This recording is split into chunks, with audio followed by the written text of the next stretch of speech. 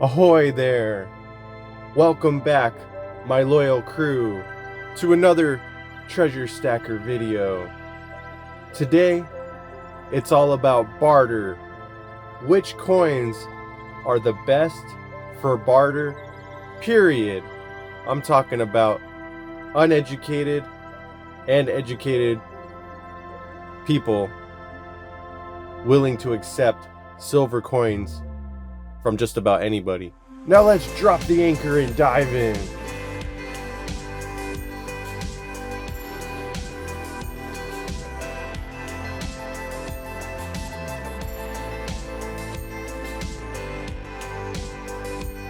Now, there are a couple of topics that I want to talk about in today's video relating to barter.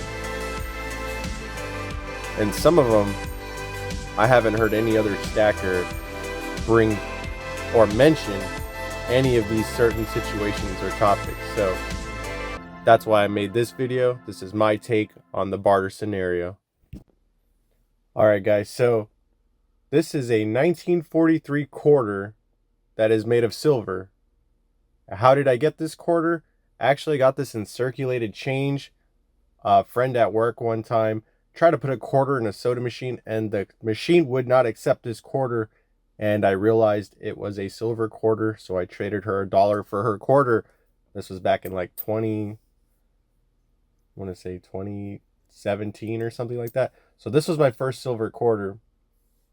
Point is though, average person easily identifies this and Roosevelt dimes as regular money. That's a given, right guys? That's the problem with this types of junk silver. Compared to, say, this Barber quarter, look at this thing. Unmistakable. Right off the bat, even someone who doesn't know anything about silver coins would instantly know there's something different about this Barber quarter. So here's the first point I want to make. What if you need to do a quick transaction? Everyone assumes that if we're in a barter type scenario, that every transaction is going to be in the sunlight in daytime hours with, maybe lots of people around, and that's not always going to be the case. You guys need to think this through here. Like, maybe you need medicine and it's the middle of the night, and if you don't get this medicine, maybe someone in your family is going to perish. You guys need to think about these scenarios. Maybe having a handful of this, Mercury dimes, a Barber quarter, would be way easier to transact. Say it was pitch black, you're having trouble with electricity. We don't know what kind of world it's going to be when these coins are needed for barter. Everyone just assumes we're in a good scenario and you're using these coins for barter. That might not be the case, or it might not always be the case. We might not have the luxury of weighing out coins or checking to see which ones are authentic. Imagine if you handed someone a bag of dimes and they were all rosies. Like, the person's going to want to check through them all and make sure they're legit, right? And like I just explained, if it's pitch black, it's dark, you need medicine, wouldn't you rather just give them a handful of Mercury dimes? So this is kind of a hot topic right now, especially since two different YouTube channels that are buddies, Yankee Stacking and Silver Dragons, had a big argument and asked the community what we think about Roosevelt dimes or Mercury dimes. And, maybe there's not a one answer to that situation, because Roosevelt dimes, maybe those are the best for bang for your buck if you're going to be in a local marketplace in the future and there's barter and you do get to weigh out your coins. Then sure, Roosevelt's would be great. But Mercury's, like I just explained, if you need to do a quick transaction, if you want to do it without having to waste any time, you just take a glance. Oh yeah, those are good to go. I definitely would have to say that Mercury's have a big place in your stack. Maybe even as much as hanging on to Mercury's and letting Roosevelt's go first, since you weigh those out and you get the most value out of them immediately. And then Mercury's are more like a backup. It's useful. it has a purpose. Now here's my next point here, guys. Moving on from dimes to half dollars here. I don't think dimes are as good as half dollars, and I'm going to explain why. So, a 1964 Kennedy half, I mean, you're going to get, there's a lot more silver content in one of these. I mean, they're like 12.5 grams in weight. The dimes are like 2.4 or 5, something like that. I've weighed out some in different videos, but yeah, we're talking 11 grams versus 12 and a half, but they're both equivalent to 50 cents face. So again, for barter, the 64 Kennedys would be good also, like I said, in the sunlight, in a marketplace type scenario. But if you buy these, at least you get a little more silver content. However, we're going to have to go ahead and say, though, the Franklin half dollars are going to be way better because of, in a barter scenario, right?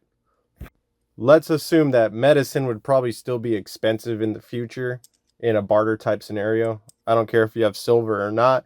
Medicine would be a very valuable thing to have. So half dollar would probably be more appropriate if you were to buy something as important as medicine versus dimes for like bananas and bread and things like that, right?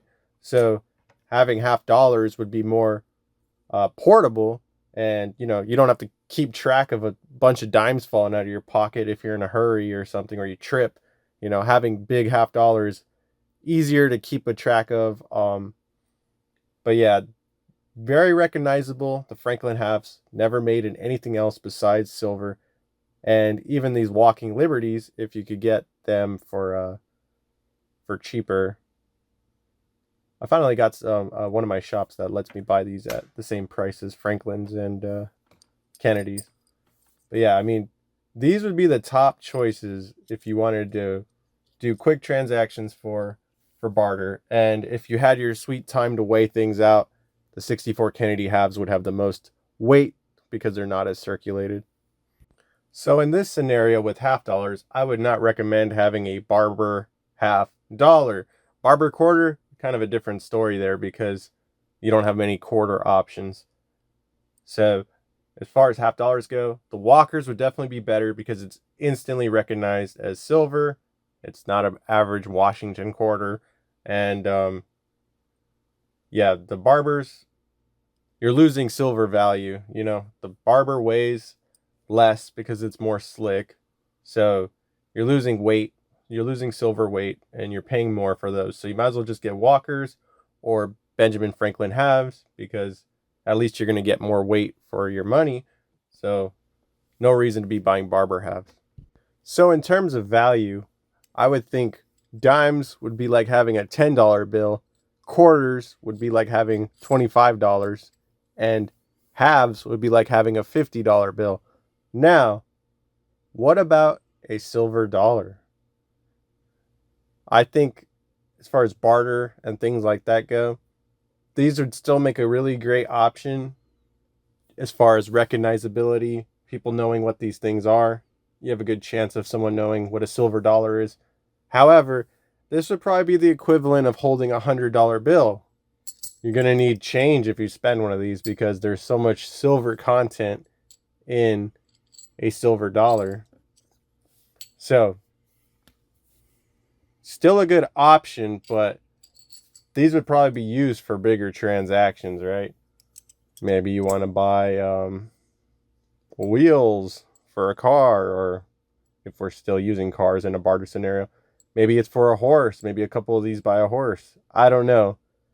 Who knows what the math will come out to, but these will be like for your bigger transactions, having silver dollars. So I do understand why there's a lot of people that buy these. Some people don't even like buying ounces. They prefer to buy the silver dollar, and I can see why, because just the way they are and how they look, and people know they're real money. I mean, it's the real original dollar. So go ahead and let me know what you guys think. If you guys agree with some of these points I've made, if you guys have a different opinion, what you think the best junk silver or silver coins for barter would be. This was my whole analysis of the situation. I do believe there is a purpose for almost each and every coin, but there are some coins that are definitely better than others.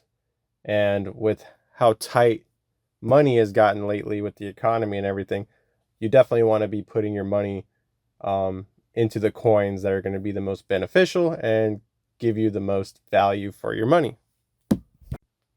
So to everyone watching, I'd appreciate it if you hit that like and subscribe button. Hop on board the GS Hammerhead. That's the ship that this loyal crew has been running out into the harsh seas.